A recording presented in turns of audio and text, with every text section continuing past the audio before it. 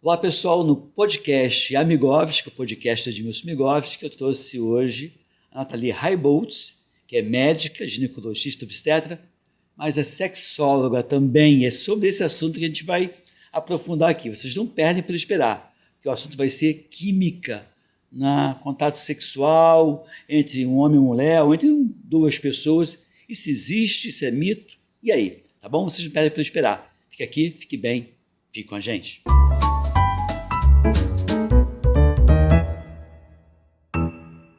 Pois é, como nós prometemos, né, na abertura desse programa, que vai ao ar na TVC, na TV Correio da Manhã também, no Jornal Correio da Manhã também, no nosso YouTube.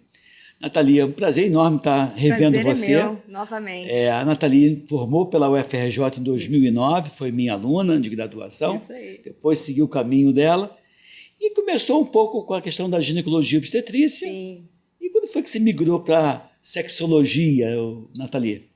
Pois é, essa é uma história interessante, porque eu não tinha planejado isso para a minha vida a princípio, mas quando eu comecei a atender mais no consultório privado, né, e eu gosto muito de conversar, minha consulta é mais longa, então eu gosto de ouvir as questões das mulheres, né, conseguir contextualizar isso à saúde, eu acabei abrindo um espaço para essas mulheres para falar da intimidade, para falar da vida sexual, que também eram perguntas que eu fazia, né?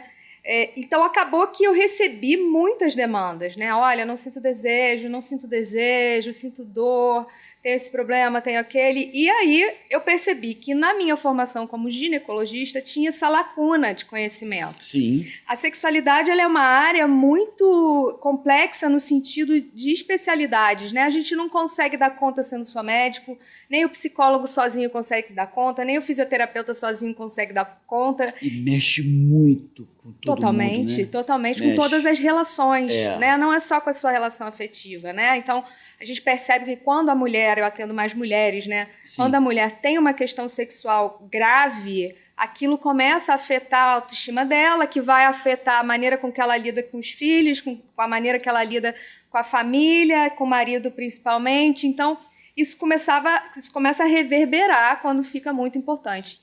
E aí eu comecei a querer estudar, querer aprender sobre isso. Aí você fez uma pós-graduação nessa área em São Paulo. Exatamente. Você falou que atende mais mulheres do que homens. Aí foi uma surpresa aqui, porque como eu olho para você e penso, você na ginecologia obstetrícia, eu fico pensando, você atende homens por conta da sexologia, você acaba atendendo homens também. Eu não tenho especialidade, eu não tenho experiência nas questões masculinas específicas, né?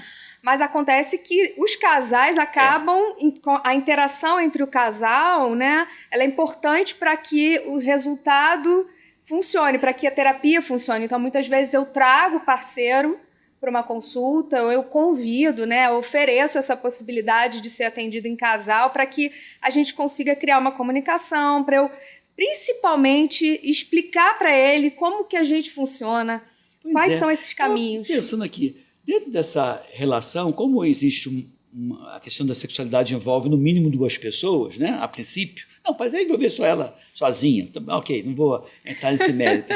Mas assim, se a pessoa está indo lá e está se queixando de algum problema, é complicado só uma ser atendida, acaba que os dois têm que estar lá, né? E o homem vai de boa, o homem vai resistente, como é que é? Isso é muito individual, né? Como cada um lida com a questão da sexualidade. Mas muitas vezes é uma questão que está afetando tanto a vida do casal que o parceiro entra em colaboração. Um parceiro colaborativo, um parceiro que é parceiro mesmo. Entendi. Ele acaba abrindo esse espaço, sim, e vai lá acompanhar. Muitas vezes, olha, muito frequente que o parceiro me encontre. Me ache na internet, fale, olha, vai lá, achei essa médica, achei essa sexóloga, acho que você deveria ir lá conversar com ela, né? Então, porque o homem acaba tendo um comportamento diferente, né? Ele acaba levando isso da mesa do bar, que não é o melhor lugar para discutir esse tipo de coisa, até porque um conta mais vantagem do que o outro. Os homens mentem na questão da sexualidade. Todo mundo mente, né? Mas acho que os homens mentem mais do que as mulheres. E o que acontece é que se você não estiver bem e for contar alguma história, você vai sair pior do que você chegou. Então eu acho que, embora a mesa de bar ou entre amigos seja ótimo para discutir, talvez, futebol, política, não sei se é o melhor lugar para discutir a sexualidade própria, e aí eu acho que tem que ter realmente o auxílio valioso de alguém que tenha uma formação. E você mesmo, que é interessante, você já era médica, 6 anos de formação na medicina, mais 3, 4 de residente, e você ainda não se sentia bem para discutir essa relação. Você foi fazer um curso adicional. Sim, a nossa formação até, né, o ano que eu me formei ginecologista, né, ela tinha essa falha, né, a gente aprendia pouco. Hoje as coisas estão mudando, né, as pessoas estão falando mais sobre isso e os residentes já têm algum conhecimento.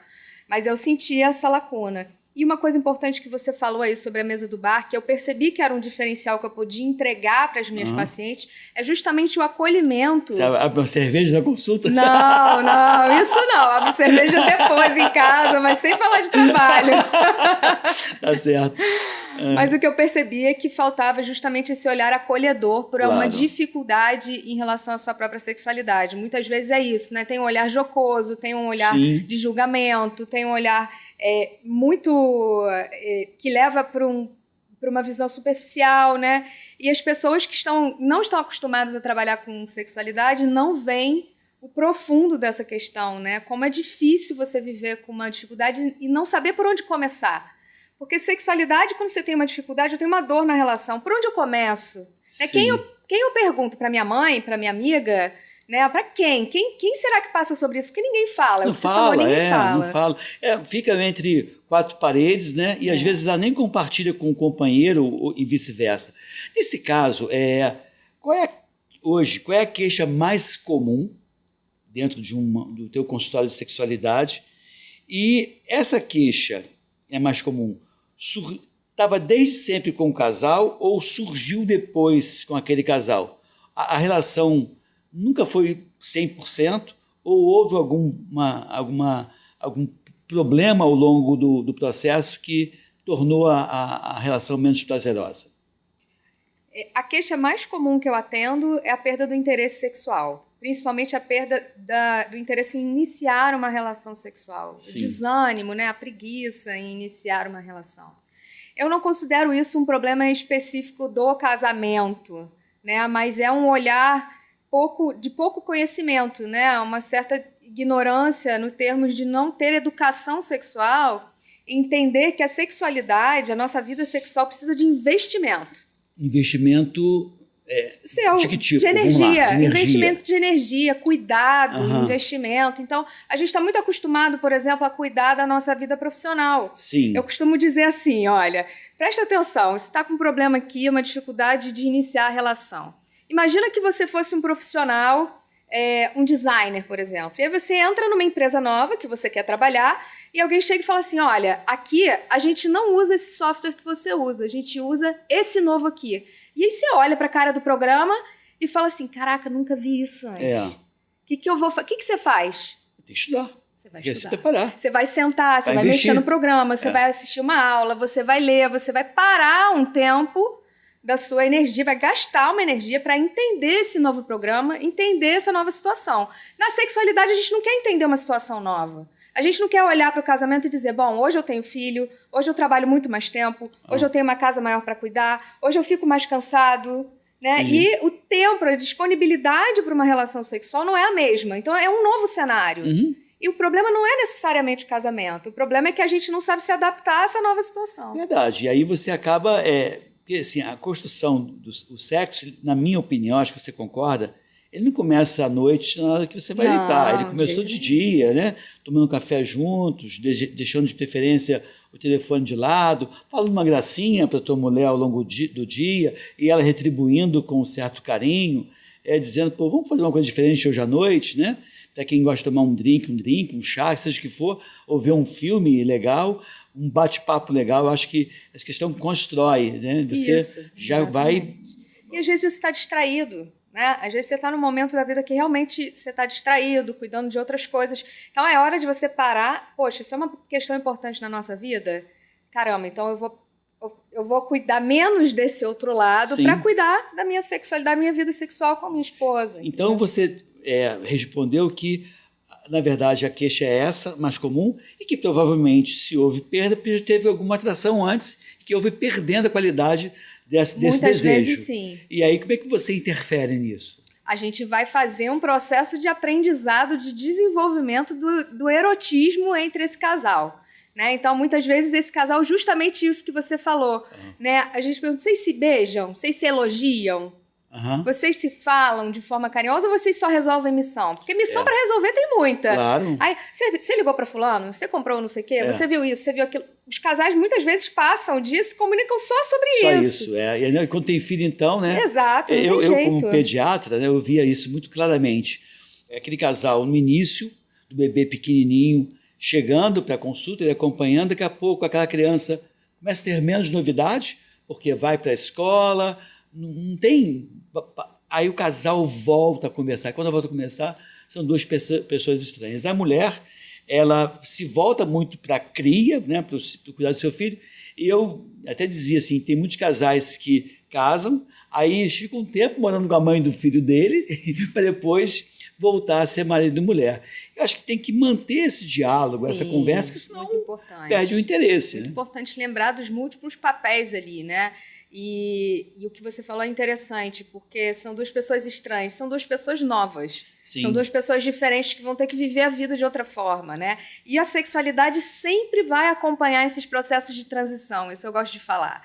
Então, quando você passa pela maternidade, é um processo, primeiro filho principalmente, é um processo de transição muito grande, não é só para a mulher, para o casal. Todo mundo. Então, às vezes, você vai passar por outros processos, você vai mudar de cidade, vai morar em outro país. É um processo de transição absurdo. Aí você vai passar pela menopausa, é um processo de transição. Sempre que a gente passa por esses processos, a gente vai sentir um desafio de olhar para a nossa sexualidade, da nossa expressão sexual, a maneira de nos comportarmos, ela vai precisar passar por alguma mudança. Então, se você não se adapta... E essas mudanças podem ser mudanças de comportamento, mudanças até em termos medicamentosas, para você fazer algumas intervenções orgânicas, gestão hormonal, da atividade física, da observação da medicina, do estilo de vida tão negligenciado, embora óbvia. Faz muita diferença. Muita diferença.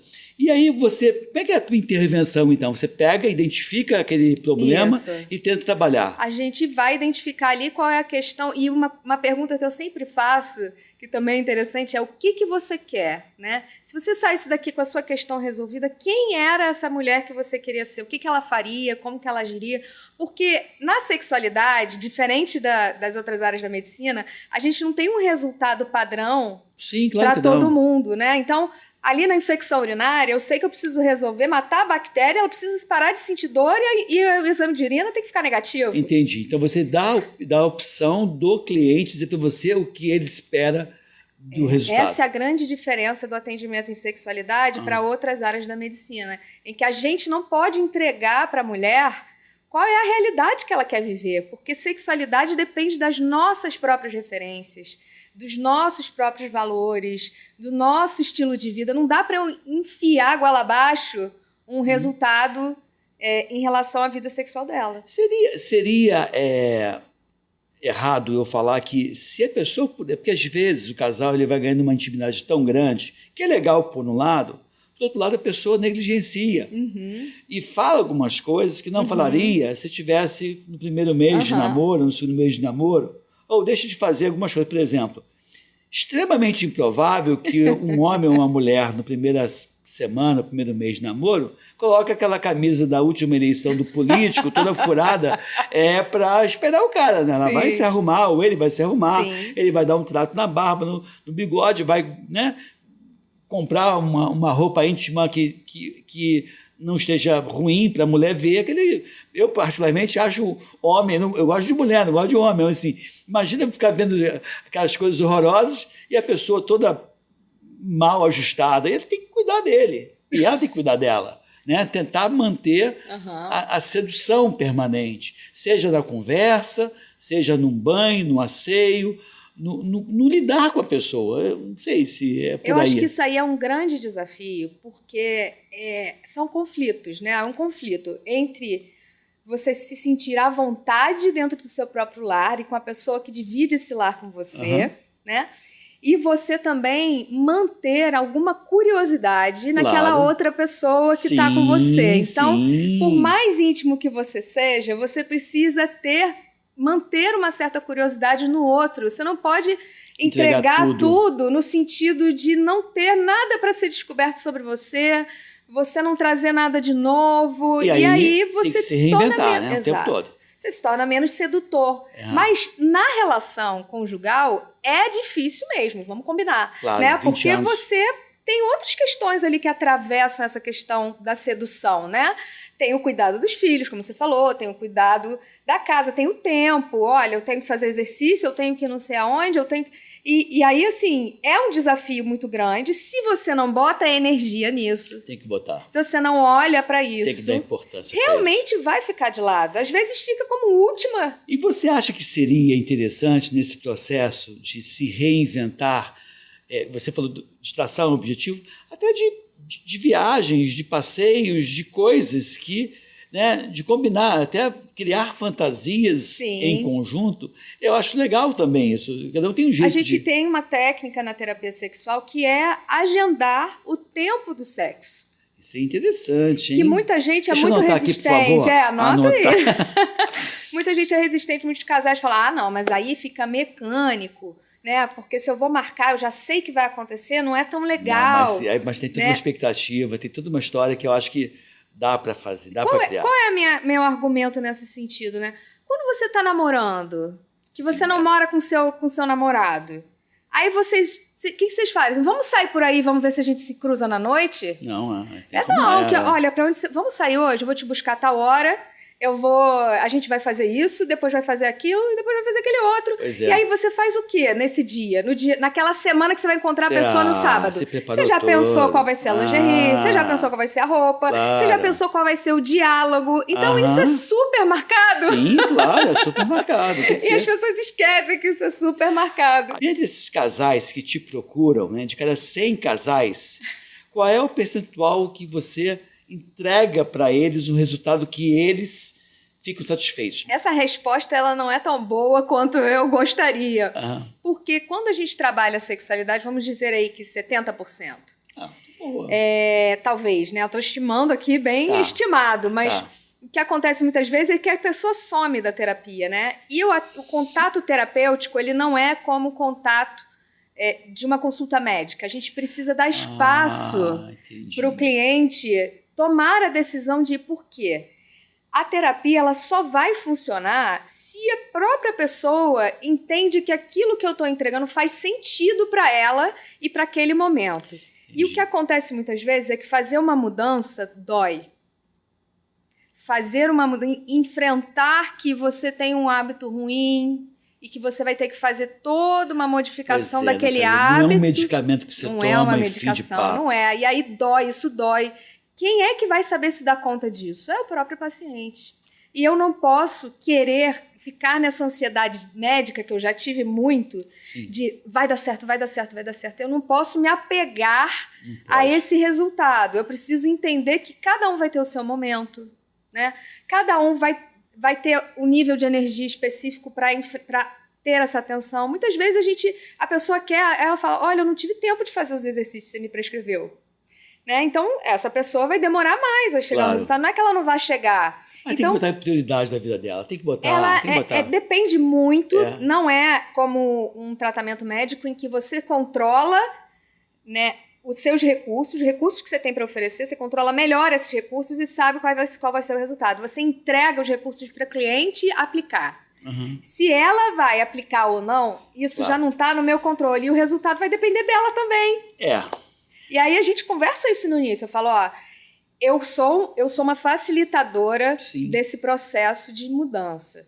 Eu vou ser a lanterna e vou te falar, tem esse caminho e tem esse caminho. Vamos por esse caminho aqui? Se ela vai dar o passo, eu não posso dar o passo para ela. Ela tem que dar o passo. Então, o meu resultado, que não é meu, é o resultado dela, vai depender dela dar um passo. Existe, assim, a questão da pessoa não gostar. Dentro daquela pirâmide de Maslow, né, que seria a base da pirâmide para quem MASLOW, para você que eu não sei se a gente consegue depois botar aqui embaixo. Essa pirâmide fala que a base dela está lá, respirar, comer, dormir, sexo, né? Então é uma coisa uma necessidade humana, sim. Humana básica, né? E aí eu fico pensando, tem gente que não tem interesse, né? Existe também isso, ou existe pessoas mal trabalhadas que não se permitem por questões, às vezes, religiosas, por questões familiares, culturais. Como é que, entendeu? Eu estou perguntando assim, existe gente naturalmente sem interesse. Por exemplo, se um homem não tem testosterona, a tendência ele perdeu a vontade de namorar. Mas aí é uma questão orgânica, né? Mas no caso de pessoas que têm menos interesses pelo sexo, né? O que a gente entende, o que eu particularmente vejo, é que quando a gente fala sexo, tem um formato muito fechadinho na nossa cabeça. O que é sexo? Sim. Né? Mas se você falar que sexo envolve tantas coisas que trazem prazer físico, uma sensação de satisfação de prazer, que seu corpo percebe essa satisfação de prazer, isso pode vir de várias formas. Então a gente vê, por exemplo, pessoas que se definem assexuais, mas que gostam de compartilhar muitas coisas com outra pessoa. Então, eu gosto de ver um filme abraçado, eu não gosto de transar, de ter penetração, de chegar ao orgasmo.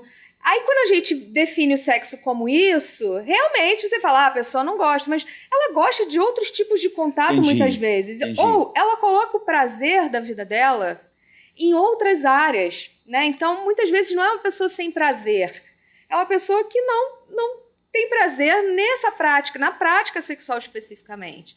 Então, é muito difícil a gente dizer que não é possível uma pessoa não desejar sexo. Ela pode não desejar sexo e se satisfazer de outras formas, de seu próprio prazer, né? Enfim. Entendi. E a questão isso, tem gente que já tem esse comportamento, a gente já gosta mais de namorar, namorar, que eu digo, de ter relação sexual ou outras coisas. Eu gosto muito de estar com contato com as pessoas. Fico muito bem sozinho, moro sozinho, mas eu gosto de estar bem acompanhado de pessoas legais. Eu gosto do contato, eu gosto do carinho. A questão da química, que as pessoas tanto falam, né? Fala de química, né? Eu fui lá e não deu química, ou deu química. Aquela pessoa que tem química comigo, né? Eu adoro essa coisa da química, né? Quando a gente fala de sexo, tem sempre um véu místico, né? Uma coisa de como se você não tivesse controle do que vai acontecer e você vai se perder. Tem uma coisa também meio divina, do tipo assim, olha, foi maravilhoso. De outra dimensão. Foi de outra dimensão. Aquilo não é normal. E aí começa a construir... tentar traçar coincidência do tipo, eu estava, daqui a pouco eu olhei para o lado e vi você, nem era para estar lá, então foi o destino que me apresentou. E aí, quando você dá esse ar místico, fica complicado, né, de você gerenciar. A questão da química também é complicado. Eu acho que tem duas coisas que a gente precisa considerar aí. Primeiro, a fantasia. A fantasia, que é isso tudo que você está falando, nossa, eu fiquei pensando nele, ele apareceu, ele era tudo que eu queria.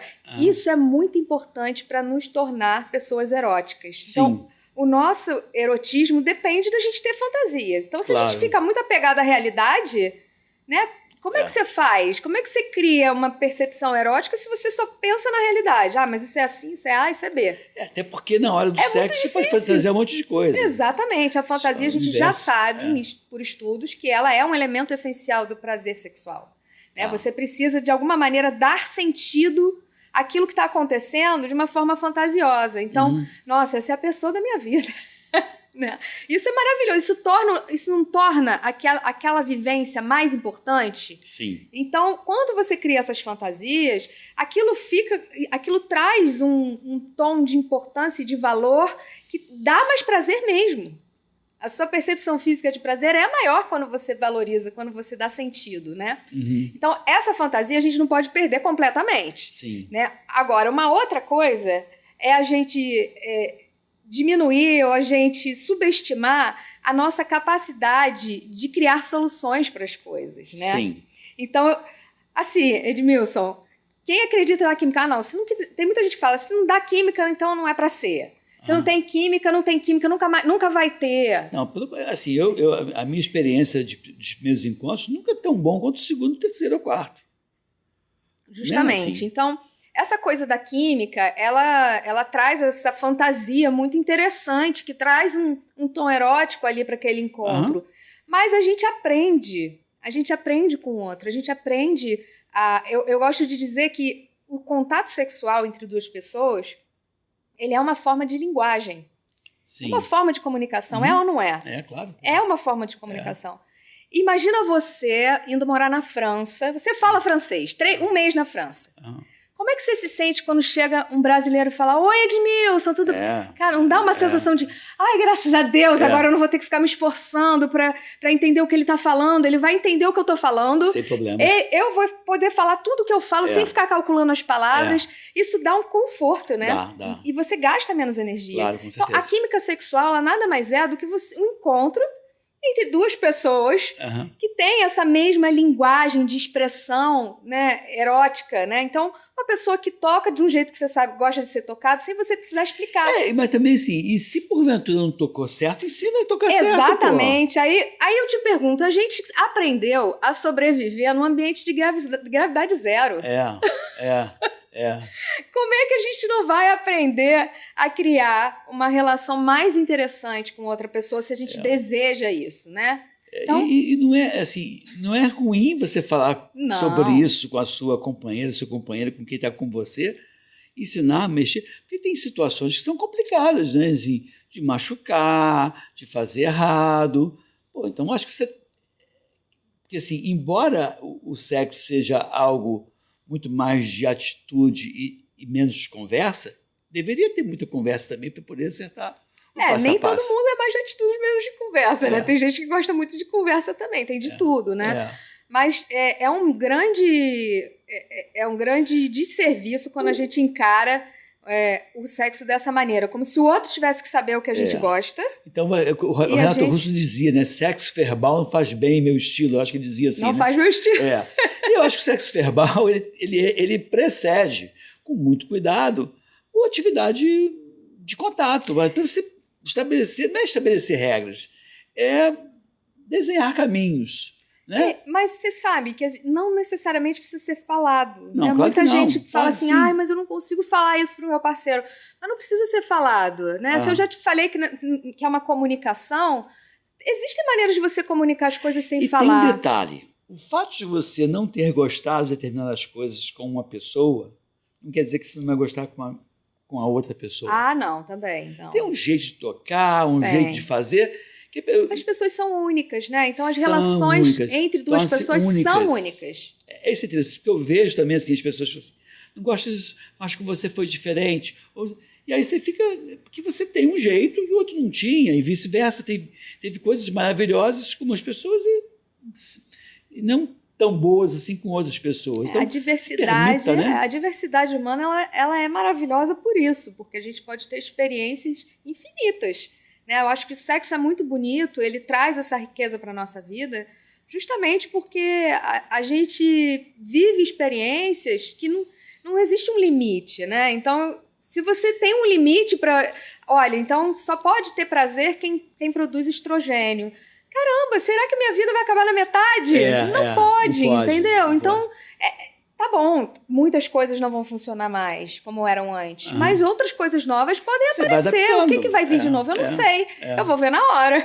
Né? Então, você tem que estar aberto a essas possibilidades, né? Essas diferenças, essas mudanças. A questão de quem tem paixão e que fala daquela dependência quase que química, né? Que você cria uma paixão, um desejo, a sensação de borboletas no estômago que é bem comum entre as pessoas mais jovens, os mais apaixonados. Como é que isso funciona? A gente já conhece uma química cerebral com neurohormônios que justificam essa sensação. Né? E é muito parecido com uma sensação de você estar dopado ou sob efeito de uma droga estimulante da dopamina, justamente da dopamina, que é uma substância parecida com a cocaína. Né? A substância que nós mesmos produzimos. E a gente acredita, alguns estudiosos, né, desse processo de apaixonamento sugerem que isso é a primeira fase do amor. Ou seja, a antessala do amor. Você primeiro vai... Que ajuda as pessoas... Se você não tiver esse véu se você não ficar inebriado pela paixão, você não abre tantas portas para aquela possibilidade de relação. Mas você tem que ter na cabeça que isso não vai durar para sempre.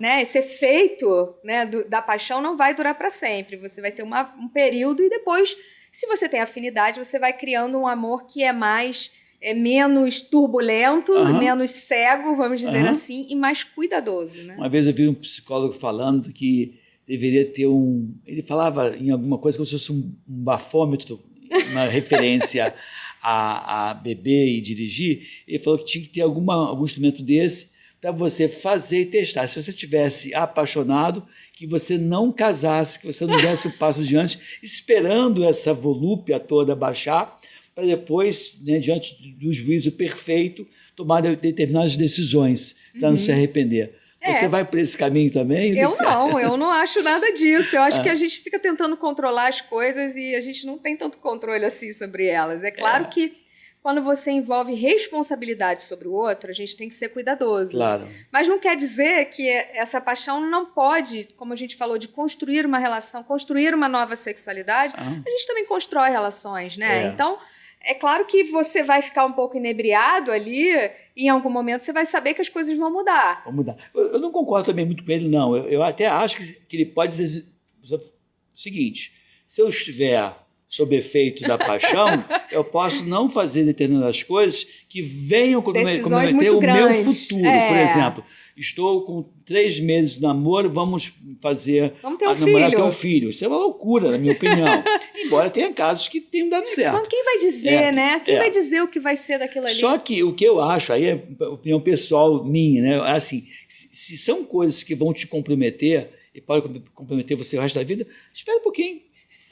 Quer casar, que mora junto, mora junto, não faz mal. Mas existem algumas pessoas que precisam desse efeito para tomar algumas decisões, você não acha? Sim, também acho. Tem pessoas que são mais... Né, tem gente que escreve sobre a dopamina, que fala sobre esse efeito, e tem pessoas que precisam um pouco mais dessa sensação de entorpecimento, assim, para você conseguir tomar... É bom, né? Não é bom? É bom, sim. É bom, mas te cansa. Ela cansa também, ela te distrai, te cansa. Então, ela é boa, mas ela também tem um lado... Vamos lá, então, a paixão, ela cansa, mas é boa. Qual seria, na tua opinião, o segredo para temperar esse relacionamento com o amor, aquela coisa mais perene, mais tranquila, mais clássica, né? E com essa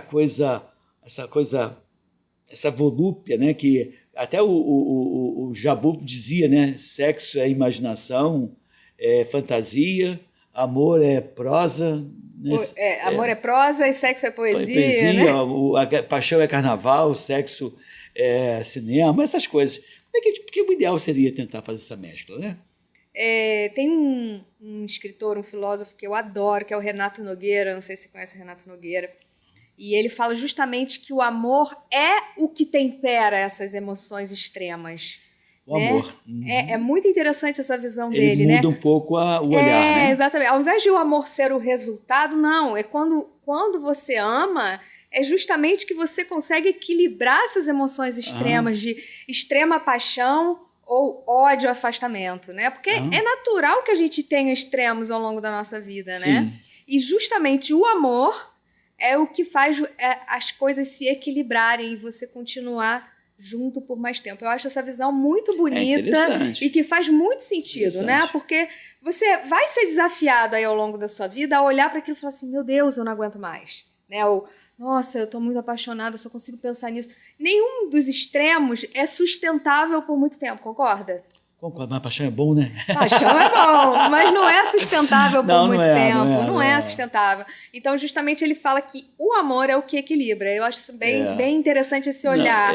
Verdade. Mas, assim, eu acho que você não pode distanciar da época da paixão e resgatar determinados pontos. Aí é que tomar um pouco desse gole da paixão. Eu acho que o amor também ele é inteligente o suficiente para isso, né? Quem ama tem essa inteligência de... Eu preciso também de um pouco desse ponto da paixão, né? E o que dá para você fazer, né? É você justamente colocar aquela outra pessoa no lugar de namorado.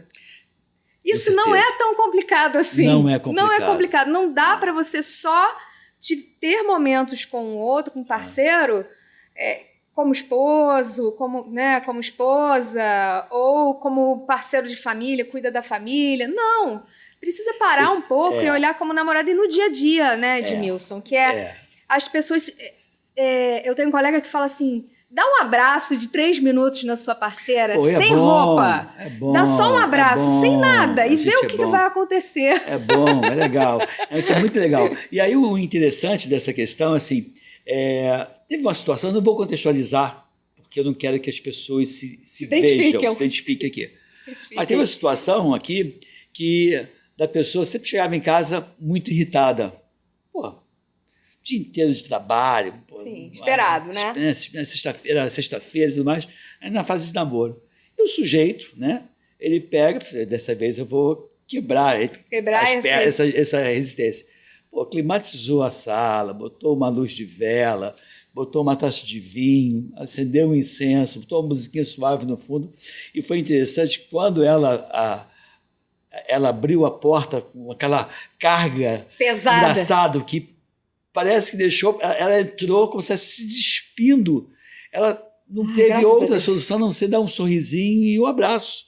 Do tipo assim, cara, cheguei em casa, está climatizada essa sala, tem um incenso, uma música boa, o cara botou a taça de vinho, olha só que gostoso foi. Aí que tem um segredinho que eu também ensino para as minhas pacientes e que é muito desprezado. O ambiente faz toda a diferença. Sim. Um dos estímulos eróticos que a gente recebe é o próprio ambiente. Claro. Não é a outra pessoa. Claro. Então, essas luzes brancas que a gente usa para trabalhar, por exemplo, são coisas que não te dão relaxamento. Claro. E aí vai a questão dos sentidos. Perfeito. Um bom olfato, perfeito. Uma boa visão, uma boa audição, o contato e o paladar. Perfeito. Quer dizer, eu acho isso muito legal. E vejo um pouquinho, aí eu me remeto ao meu pai, que meu pai faleceu tem uns 2 anos, mas ele estava numa situação muito complicada, porque ele enxergava mal, ouvia mal, sentia dor, nunca teve um bom olfato nem paladar. Então, os sentidos que dão sentido à vida... A gente experimenta o mundo com os nossos sentidos. Foi, e no caso de vocês, mulheres, ainda tem o 6º sentido, né? E aí foi... Então, nesse caso legal, que eu construí uma atmosfera que era impossível a pessoa ficar Você se mal. entregou agora, hein? Eu construí. Só não disse quando foi isso, né? Quem viveu isso sabe que eu não vou falar o nome da pessoa, né? Quem viveu isso sabe que isso aconteceu, porque foi bem marcante, porque era uma coisa muito constante chegar um humor comprometido. Agora, se você não tivesse essa visão da necessidade do outro, né, e do quanto você também ia ganhar com essa aproximação, com essa tranquilidade da outra pessoa. Então, não é só você estar entregando, vou armar isso para eu conseguir. Não é bem assim, entendeu? A paz, né, a harmonia, Sim. Ela torna as coisas melhores, a nossa vida melhor. A gente precisa desses momentos. Pois é, eu também tive um outro relacionamento que eu dizia assim, eu gosto muito de paz e amor, mas eu priorizo a paz ao amor. E se você me traz o amor, me traz o sexo, que é legal, é bom, mas, poxa... Tira minha paz. Minha paz eu quero viver em paz, eu quero poder ter paz. Não quer dizer que vai viver em paz o tempo todo. Claro, isso é natural, isso é super natural. O problema é você dar dimensão exata ao problema, não ficar aumentando o problema. E teve até um outro relacionamento que eu tive que eu dizia assim, você tem que escrever um livro de autodestruição, porque você tem todos os segredos da infelicidade. Cara, tudo é problema. Você não consegue ver nada de bom, não consegue construir. Você ganha uma flor, você diz que o espinho te espetou. Vamos ver o lado bom das coisas, vamos tentar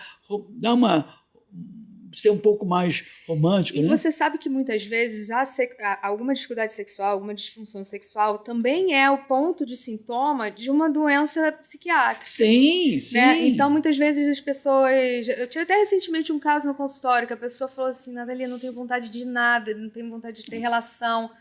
Eu não tenho nenhuma vontade de ter relação. Eu acho meu parceiro bonito e tal, não tenho vontade de ter relação com ele nunca. E não era assim. Aí eu falei, você tem vontade de quê? Você tem prazer com o quê? Aí a pessoa falou assim, não tem prazer com nada. Eu falei, primeiro, a gente precisa descartar a depressão, porque não adianta eu ficar aqui. Claro. Né? Então, às vezes, a sexualidade, ela também... a ponto do iceberg. Exatamente, ela é um sintoma, né? Aquela queixa sexual é um sintoma de uma situação muito maior. E às vezes eu nem trato, eu falo só, eu não vou te ajudar, eu não sou a pessoa que vai te ajudar agora, eu posso te ajudar lá na frente, mas primeiro você precisa cuidar do que é maior, da estrutura. Se não tiver estrutura, não adianta. Habitualmente, esse casal, ao entrar em terapia com você, ele é o quê? São consultas semanais, mensais? Semanais. Normalmente eu ofereço, não tem uma regra fechada. Você gosta muito disso, né? Eu adoro, posso falar horas aqui. eu ofereço uma terapia breve, de poucas consultas, porque o meu trabalho como médica não é aprofundar na questão psicológica, Claro. né? Então, quando tem uma questão psicológica Você mais tem- complexa, eu vou encaminhar para o colega que faz a parte psicológica. E quando, por exemplo, tem uma dor específica vulvar, eu vou encaminhar para o meu colega fisioterapeuta que vai fazer esse trabalho específico para dor, por exemplo. Então, o meu trabalho é muito de psicoeducação, de trabalho de desenvolvimento de habilidades na manifestação da sexualidade, de sensações, principalmente. As mulheres são muito pouco conscientes das sensações. Eu costumo dizer que o principal problema da população brasileira é falta de educação. O principal problema de saúde é a falta de educação em saúde. Ah, muito. No teu caso, o principal problema da sexualidade do casal é a falta de conhecimento acerca da sexualidade? Completamente. A gente sabe, isso é estudado, que muitos dos problemas são tratados, resolvidos com intervenção com o que a gente chama de psicoeducação. E isso você vê também mais, a incidência maior em determinados grupos populacionais, por exemplo, ou alguma coisa ligada à religião, cultura? Eventualmente, sim. Eventualmente, uma situação específica de vida vai, né? Algumas religiões, sim, porque colocam a pessoa num conflito, né, entre prazer e moral, né? Nem todas as religiões, mas algumas mais. Isso também é muito individual, tá? Porque às vezes você fala, aquela religião, mas aí você pega uma outra pessoa. Às vezes eu faço essa pergunta, você tem alguma amiga lá? Você já conversou sobre isso com ela? Ela não tem nada disso, ela não acha assim, ela acha assado, ela acha assim. Essa... Eu falei, então pronto. Quer dizer, tem até é um caminho, né? pastor que é bem interessante, ele aborda, geralmente a igreja evangélica tem um pouco mais de tabu em relação a isso, ele aborda isso com muita tranquilidade. Duarte, eu sou do nome dele. Sim. Eu esqueci Cláudio, eu acho. Cláudio né? Duarte, isso. Ele que falou a ele é questão bem habilidoso. Você quer namorar, aí bota aquela camisa do político rasgada, que não sei o que. Poxa, não há quem se atrai para o negócio desse. Ele brinca muito com essa questão. E eu acho que ele tem uma linguagem bem legal, mesmo para essa população evangélica, que tende a ser um pouco mais conservadora, mais temerosa dos pecados que possam estar na cabeça deles. Eu acho que isso é muito da sua vivência individual, né? Muitas vezes a gente também coloca na religião uma dificuldade que a gente já tem. Né? Então, nem sempre é o caminho inverso, né? Às vezes a religião acolhe e fala assim, graças a Deus, eu tô aqui, eu não preciso me desafiar nessa área. Mas eu acho que mesmo que nessas religiões, por mais conservadoras que você possa ter, tem pessoas com uma visão legal. Tem. E a religião evangélica especificamente, ela tem muitas denominações, né? Então, ela atende muita gente, muitos ideais, muitos valores, né? Então, às vezes você não se identifica com uma denominação, se identifica com outra, né? E às vezes o próprio líder daquela igreja, ele tem um perfil, uma personalidade que você não se identifica, mas o outro pastor, ele é mais interessante da mesma denominação. Sim, eu vejo isso, as pessoas são ligadas à igreja tal, mas gostam daquele templo por conta daquele pastor. E quando aquele pastor sai dali, ela segue o pastor. Quer dizer, não é uma coisa da instituição, e sim das pessoas, o que determina a relação é a relação humana entre as pessoas, não muito pessoas e instituição. E sempre lembrar que a gente tem o que diferencia a gente, né, como animal, né, agora voltando para a parte bem biológica e antropológica, é a nossa capacidade de se adaptar e de criar soluções para as questões difíceis na nossa vida. Então, a gente tem a razão, né, não é para a gente racionalizar e tirar o nosso sexto sentido. Mas é pra gente criar soluções onde a gente fala assim, caramba, eu nunca imaginava que ia ter uma inteligência artificial que faz uma dissertação de mestrado. E a gente cria esse tipo de inteligência, né? Então, isso é maravilhoso, né? Então, pra sexualidade, então, que é algo que traz prazer, quantas soluções a gente não é capaz de dar? Então, né? As pessoas que estão vendo a gente até agora, né? Tenham esperança. Faz contato com você. Qual é o teu contato, Nathalie? Meu contato do consultório, vocês podem me achar nas redes sociais com o meu nome, Nathale, Raibolt, Raibolt. Vai aparecer aqui embaixo. Sim, isso. Meu site também, tem lá o telefone do consultório. Eu não sei telefone de cabeça do consultório. A gente não sabe mais telefone, né? Mas eu estou em todas as redes, né? Só botar meu nome que vai aparecer aqui no podcast, que vocês me encontram lá. E a mensagem final, minha cara Nathalie? Mensagem final, não desistam do prazer. Invistam no prazer. É uma área muito importante da nossa vida e que pode engrandecer muito a nossa experiência. Gente, adorei conversar contigo mais uma vez, sempre um prazer muito grande, eu sempre aprendo muito, e olha que meus cabelos brancos denotam uma certa experiência, alguns casamentos para trás, mas eu sempre aprendo muito com você, muito agradeço. Gostoso, espero que as pessoas gostem também daqui do nosso podcast, Amigovski, toda semana aqui na TV Correio da Manhã e também no canal no YouTube do Correio da Manhã e também no meu canal Edmilson Migovski no YouTube. E você, então, pode falar do teu Instagram também? Pode, meu Instagram tá lá, tem vários conteúdos, tem vídeo falando sobre sexualidade, tem o meu YouTube também, onde eu já fiz vários vídeos com as principais dúvidas das mulheres em relação à sexualidade, sobre prazer na penetração, sobre dor na penetração, né, que eu recebo muitas perguntas sobre isso, está tudo lá no meu YouTube também, você pode consultar. Agora, a minha pergunta final é: deu química ou não deu química? Eu com certeza deu química.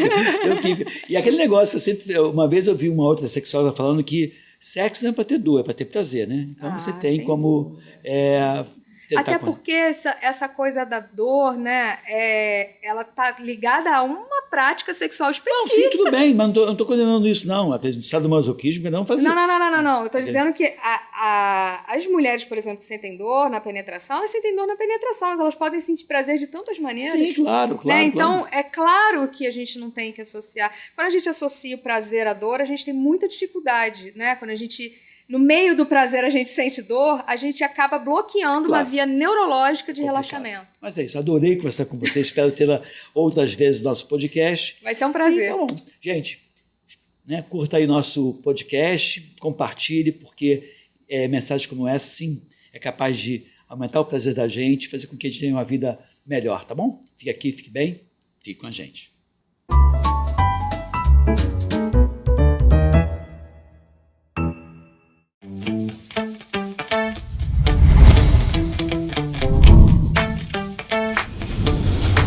TVC, a TV do Correio da Manhã.